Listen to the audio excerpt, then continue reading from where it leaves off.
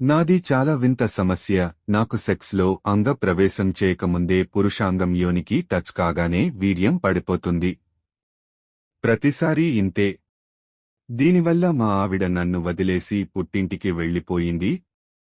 నరాలు వీక్నెస్ని సరిచేసుకున్న తర్వాతే తన దగ్గరికి రమ్మంది. నేను సెక్స్కి పనికిరానా? మీది శీఘ్రస్థలనం సమస్య. ఇదేమీ నరాల జబ్బు కాదు. శీఘ్రస్థలనం సమస్య చాలా వరకు మానసిక ఆందోళన, కంగారు, గాభరాకి సంబంధించినవి. మనస్సుని అదుపు చేసుకోవడం తెలియనివాళ్లల్లో ఇది ఎక్కువగా ఉంటుంది. మానసిక చికిత్సతో పాటు డెపాక్సిటివ్ వంటి మందులు డాక్టరు సలహాపై వాడితే చాలా వరకు ఈ సమస్య పరిష్కారం అవుతుంది. మీరు ఒకసారి డాక్టరుని సంప్రదించండి.